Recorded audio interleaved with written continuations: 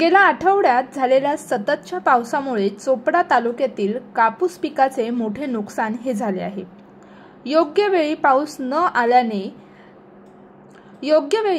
न आल्याने कैरी परिपक्व होऊन फुटली असून आता मुसळधार पाऊस झाल्याने कापूस ओला झाला, तसेच उभ्या पिकाला लाल पान येण्यास देखील सुरुवात झाली आहे।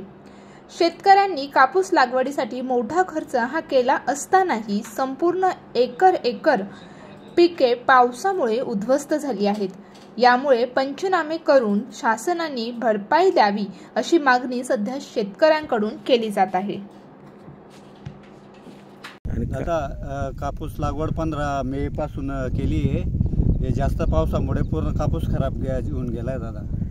शासनाने काहीतरी तात्काळ मदत देण्यात यावी दादा आम्हाला। यात 1 एकर शेती आहे, 40,000 रुपये खर्च लागून गेलाय दादा।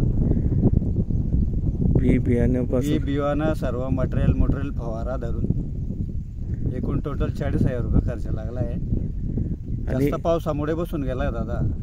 म्हणजे ज्यावेळेस पाऊस पाहिजे होता त्यावेळेस पाऊस पडला, ज्यावेळेस पाऊस पाहिजे होता त्यावेळेस पाऊस पडला नाही। ज्यावेळेस आता गरज नव्हती एवढा पाऊस पडून गेला, सर्व कापूस लालून गेलाय। आणि जो पंचनामेवाल्यांनी पंचनामा सुद्धा करायला येत नाही दादा शेतामध्ये। पंचनामे झाले पाहिजे। हो, पंचनामे झाले पाहिजे ना, तात्काळ नुकसान भरपाई मिळायला पाहिजे दादा। काय नाव आहे? मनोज रूपसिंग पाटील, मी गरताळ गावाचा रहिवासी।